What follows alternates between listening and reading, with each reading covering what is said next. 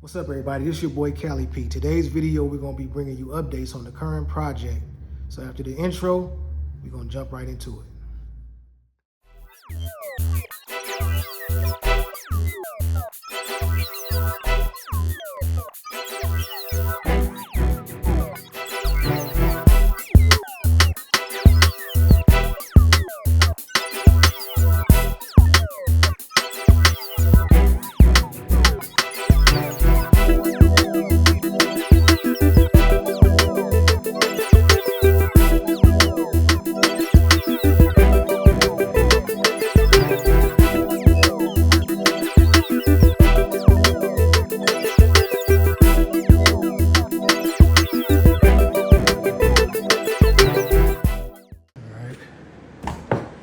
Able to get this in here, and I want to get it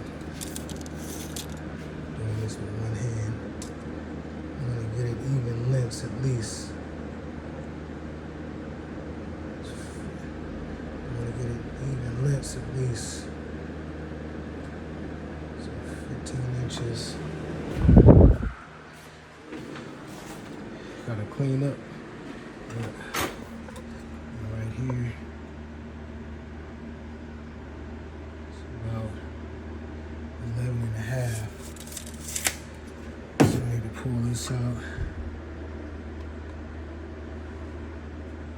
Let's see. It's 4 inches, so.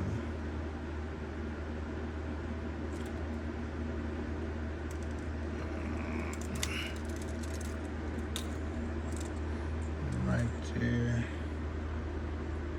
14 and a quarter.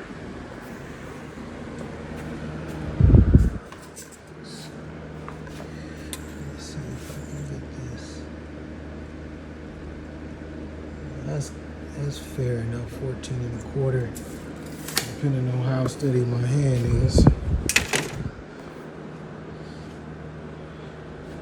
So, got that in there now, and I'm just gonna straighten it up, make sure it's straight, as straight as I can get it.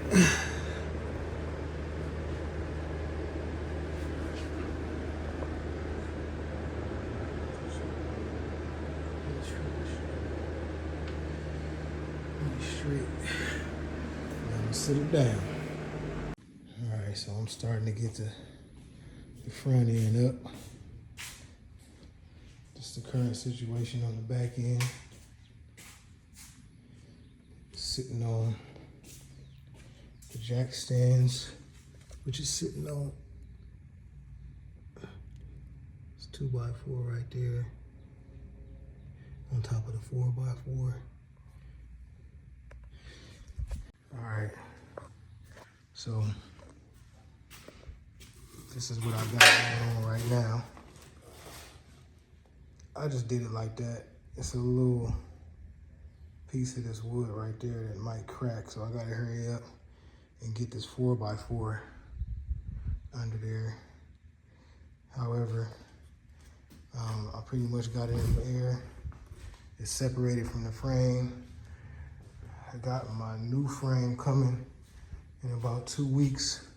So my job now is to get the old frame from under this car in the air. Get this car in the air, get the old frame from under it, and then I'm gonna salvage some of the pieces that are there, some Hodgkin springs and different things that the previous owner, those are Hodgkins, just springs on the backs that are Hodgkins, of course, too.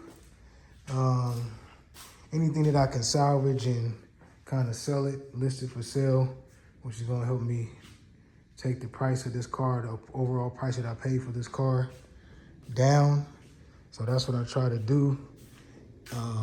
I try to get cars where it's equity in it, meaning it's way under price or significantly underpriced, to the point to where if there's salvageable things about the car that I might not keep, then I can turn those into paper dollars, get some of the money, which drives the cost of the overall purchase down, and then I can put that back into the car. So it's taking equity from the car, rolling it back into the car, which is increasing the equitable value at the end of the project. Whether I decide to keep it or not, the extra value will be good, because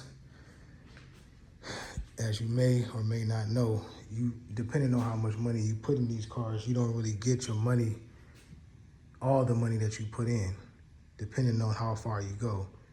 But if you do it in a way where you save some money on the purchase and you save some money on parts and stuff like that, you could get closer or even make profit.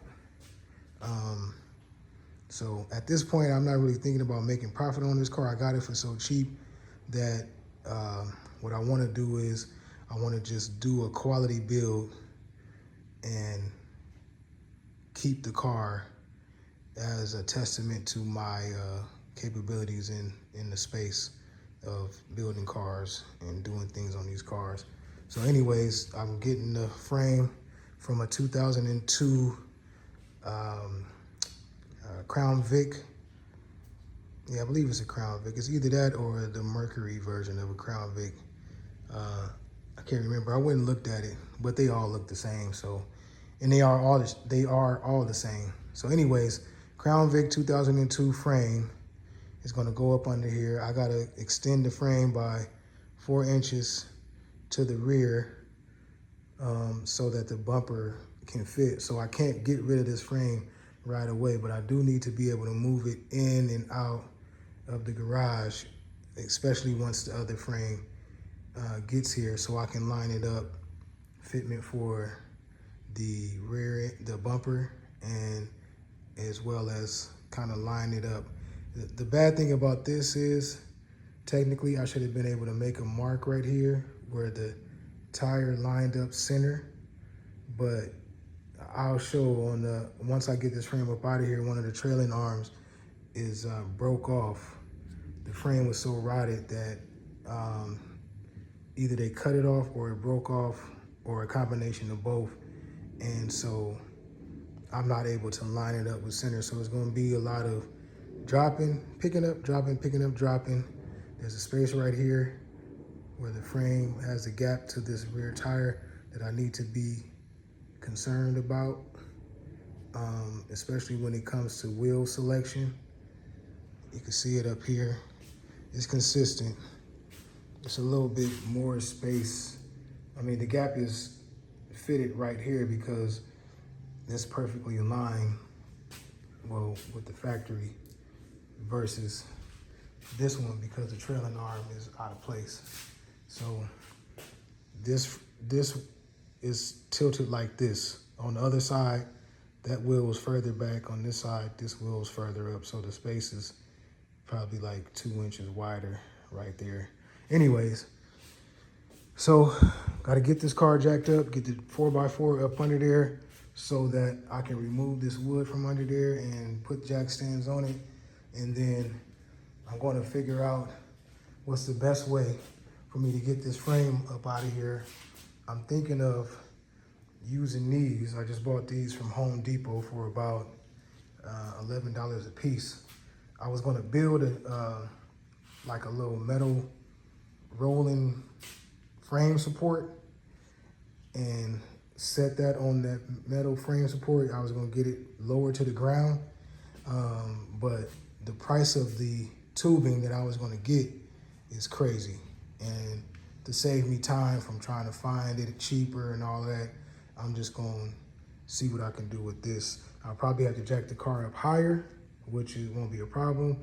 Once I get the 4x4s up under there, I can adjust the height.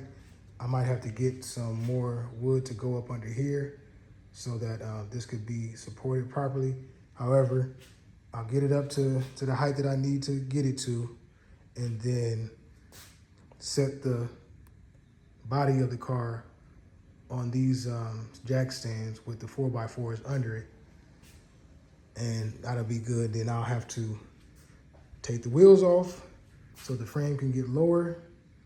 It's rested on these. I'll put it on 4 corners with some type of securing situation. I might use like some type of, I don't know, maybe some type of tie down situation to make sure it stays on there and get it up out of there. But the other thing is I got to clean out the space. I already started cleaning out a little bit. I got some of the pieces out there, fenders, interior, and stuff like that, radiator support.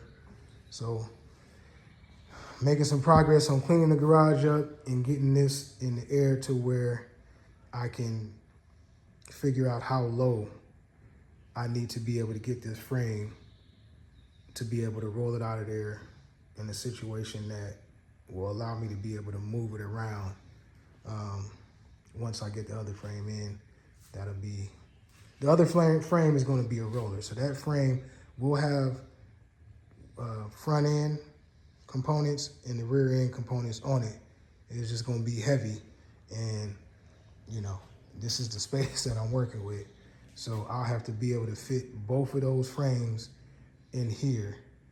And so eventually what I'm probably gonna wind up doing is getting a cart from one of those Eastwood carts and setting this on the cart. But until I get that cart, I still need to do what I need to do. So yeah, I probably need to do that sooner than later, but it won't make a difference if I don't have this frame out the way, you know. So I gotta get the frame out the way anyway. So that's gotta be first. Then I can put the cart up on it, get it up high enough, then build the cart, put it up under there, rest it on the cart. Then I can push this all the way as close to the wall as I need to push it, and everything will be movable in some capacity. So.